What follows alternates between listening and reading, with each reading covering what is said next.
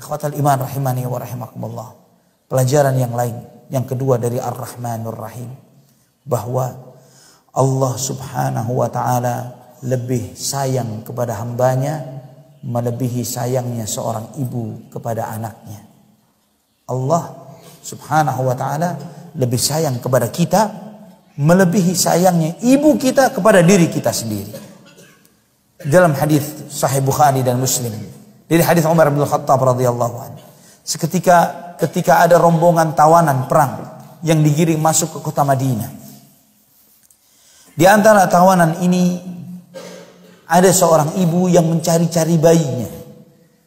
Dan sang ibu ini mendapati bayinya itu di tangan salah seorang yang ada di dalam rombongan itu. Diambilnya bayi itu, didekapnya, diciumnya, dipeluknya, kemudian disusui bayi itu.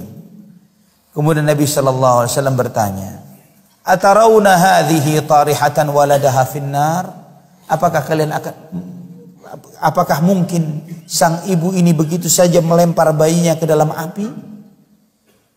Maka para sahabat mengatakan, la wahya taqdiru an la tatrahu. Ketika sang ibu ini mampu ya Rasulullah menjaga bayinya, mustahil dia akan melemparkan bayinya ke api. Nabi SAW bersabda, Allahu arhamu bi'ibadihi min hadhihi biwaladiha. Allah lebih sayang kepada hambanya melebihi ibu ini kepada anaknya. Melebihi sayangnya seorang ibu terhadap bayi yang dikandung, yang disusuinya, yang dipeliharanya. Kita tahu ikhwatal iman, di muka bumi tidak ada kasih sayang seperti sayang seorang ibu. Tidak ada. Mau dibandingkan dengan apa? Bagaimana kita membalas jasa ibu kita? Mustahil. Maka Allah mewasiatkan kepada kita untuk berbuat baik kepada kedua orang tua kita. Walaupun ibu atau kedua orang tua kita memaksa kita untuk berbuat syirik, bukan berarti bahwa kita boleh durhaka kepada mereka. Karena kasih sayang mereka yang sangat besar, yang tanpa pamrih, yang luar biasa. Namun ikhwatal iman, terkadang kasih sayang seorang ibu, kasih sayang orang tua ini kasih sayang yang terkadang berbahaya dan menyesatkan.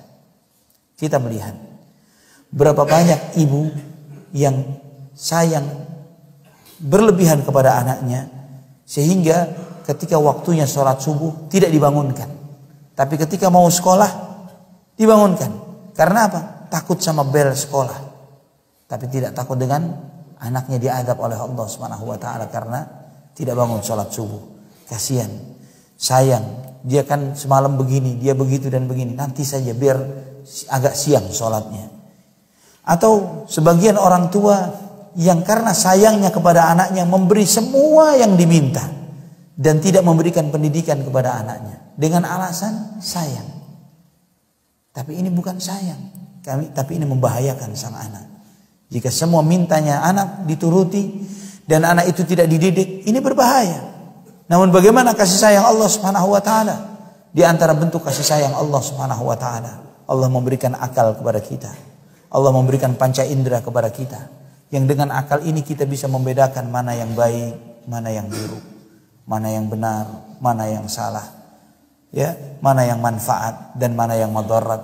Dengan akal, dengan panca indera ini, Allah berikan potensi ini kepada manusia. Kemudian tidak cukup sampai di sana. Allah Subhanahu wa taala utuskan kepada kita Nabi Muhammad sallallahu alaihi wasallam. Tidak cukup sampai di sana. Rasulullah SAW dipilihlah beliau dari manusia yang terbaik, akhlak yang terbaik, manusia yang memiliki hati yang paling baik.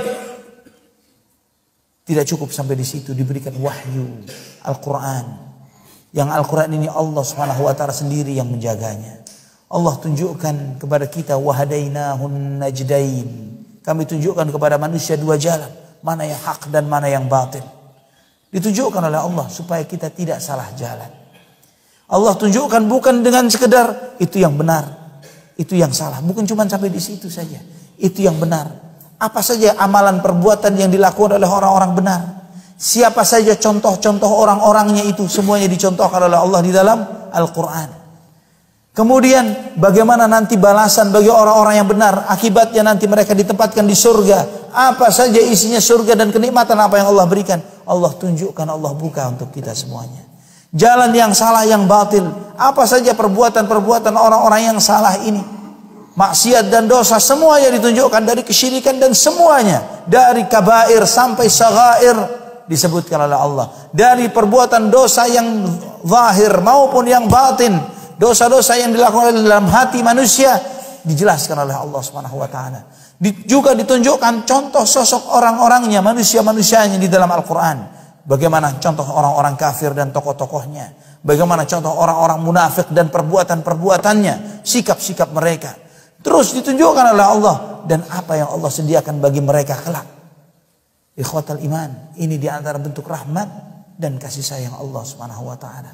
Jika bukan karena itu, kita tidak akan bisa mengetahui mana yang hak dan mana yang batil.